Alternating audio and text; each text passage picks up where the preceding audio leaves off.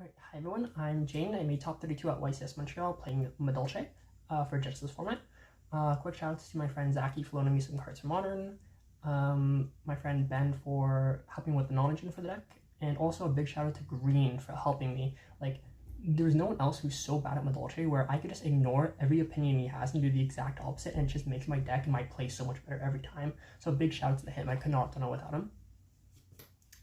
So just starting out with the deck, we got 3 copies of Madolche Madolche. She is one of the greatest cards in the deck. She just normal summons gets any Madolche.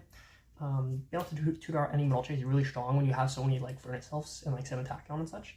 So very strong card. Angela, she's just low on fire. She's really insane. 2 petting, 2 hook, and 1 gelato. So the reason why we are playing just the 2 petting and not 3 is because we're playing a hand trap version of the deck where petting is just not live a lot of the time, going second. And we're only playing 1 gelato because we're also only playing 1 chateau, 1 ticket, and 1 promenade. We're only playing 3 spell traps. We're not playing dessert. We're not playing salon. Salon and dessert specifically is just the worst card ever printed. Like, that card is just actually the worst card ever. There's really no reason why you should ever be playing that card. Salon, on the other hand, is really only good if Joel, Mockbird, and Nibiru are in the format. So because right now in Genesys, Joel, Mockbird, and Nibiru are not seeing play, you can just cut Salon because the combo potential that card has in the deck is also like pretty mediocre. You really only want to use it to counter Nibiru and Joel, Mockbird, and because those aren't seeing play, you can just cut the card completely. And Searching Ticket is like so much better to generate bodies on board and just for recursive aspects of the deck. And then 1 gelato, you will basically only ever be able to search 2 spell traps. Because you only play 1 copy of gelato, but I think that's worth not playing the second gelato because it's just less perky, and you can very easily just like end on ticket prom pass or chateau prom as well instead. So you can just configure your board depending on your hands and everything.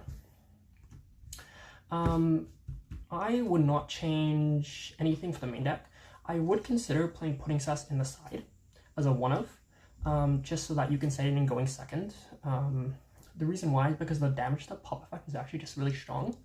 And I really did miss it throughout the event, but I would not main deck it still, just because you can still play the deck going second game 1, and it's still completely fine. It's just that I would like putting Sus going second. It would be nice. So if you're already know you're going second post side, you can just side it in, and it's basically just free pop you can get during when you're trying to break boards and such.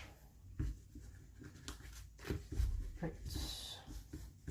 For the extenders and such, we got the 3 Mystic Ceilings, the 3 Flourishing Hills, 1 Awakening, then we played the 1 Fedora for the Awakening, then we got the 4 copies of the 7th cards, and 1 Small World. So the reason why we're playing these ratios is just because the Misting is by far the best Furnace Elf.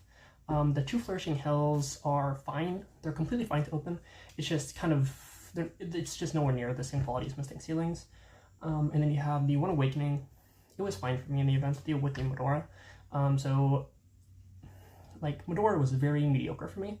I would still think I still think it's good to play, whether it be in the main or side, just because it adds that extra like interrupt for this deck that doesn't really have that many interrupts, and it makes the board more layered, which is really nice. So even though it's not like the greatest interrupt ever, it's still not awful. And then you have the 1 Tachyon with the 3 Ascensions. I think 7th is like significantly better than Small World, which is why I'm dedicating the 11 points for the 7th Tachyon. But at the end of the day, I still wanted like 5 total copies, and the 1 Small World is free, so I decided to just play the 1 Small World over the 2nd copy of 7th Tachyon.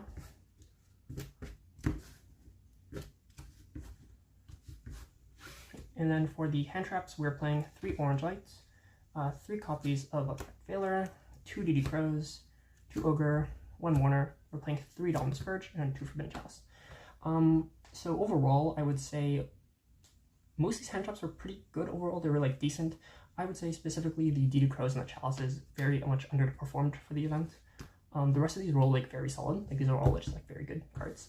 But these in specifically were pretty mediocre. You can maybe change those for like something else. Maybe just playing like Spear Mode in the main deck. Or maybe just like taking down playing like a 3rd copy of Ogre might have been better. But overall, these were like pretty mediocre. So the reason why we are playing a hand trap version of the deck though, is just because I didn't think breakers would be that good into the format. And also just Orange Light just like absurdly broken card when it resolves. And you open like another fairy for it. And then obviously you're playing Chateau, so you're able to recycle the hand traps back to hand. I can show you what combo I was doing as well for the day later.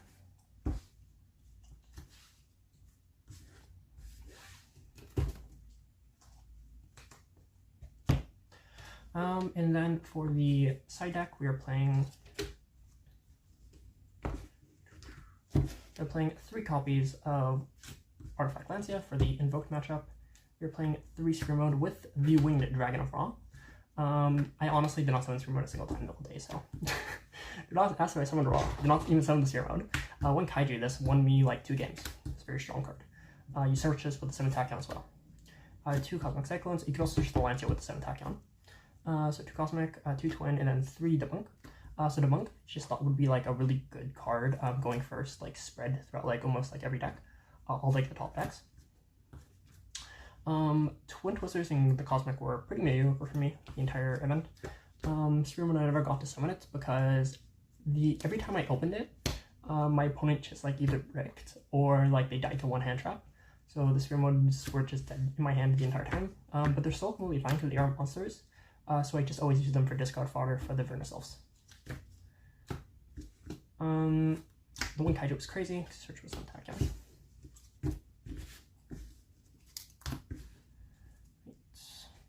And then for the extra deck, we have 2 copies of Glass Souffle, 3 copies of Tiramisu, 1 Tier Phrase, and 1 Chocolat for the Madolche extra deck cards. I would highly recommend playing the 2nd copy of Tier Phrase. I did play the 1 copy of Chocolat on the mode, even though I'm not playing Pudding Sass, just because of the fact that being able to overlay it just on top of the Glass Souffle for extra damage is somewhat nice sometimes. But honestly, I never accessed anything outside of the Madolche engine for the entire event. I didn't access any other Madolche cards or any other extra cards. So I would highly recommend just putting it in the 2nd Tier Phrase. Even the 3rd Glass Souffle might have a higher chance of coming up than the random extra cards I play. The rest of the stuff, we have the 7 Tachyon targets. Basically everything in the deck. Kaiju, Lancia. You can also technically summon this sometimes. Then the random garbage. We are playing the hand trap variant. In like the board breaker variant, this actually comes up very often.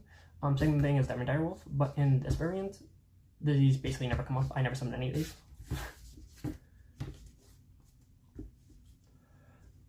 So I'll just show the combo I was doing for the day. So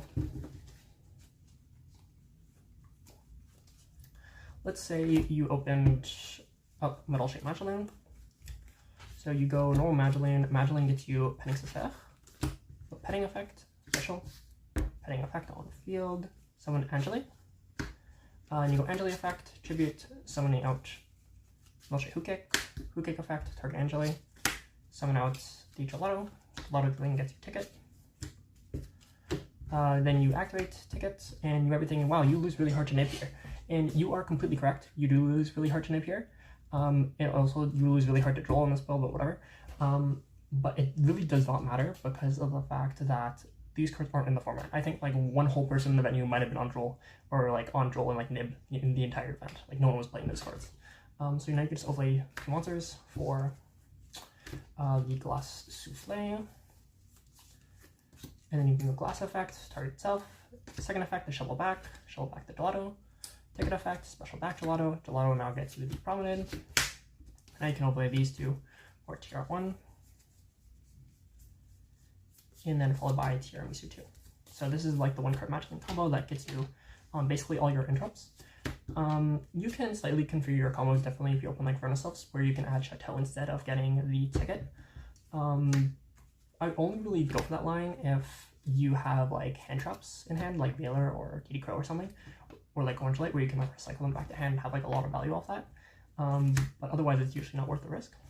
So usually this is like your main end board that you'll be finishing on. And if you play Salon, you can't do this combo because you are missing the level 4 monster. So yeah.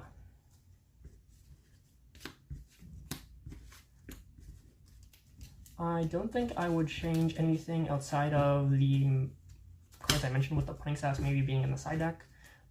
Salon would probably see play again if Joel were back in the format, but outside of that, I think that is all. So thank you, and I hope y'all will try out this deck, because this is probably one of the most fun decks you can play in Yu-Gi-Oh!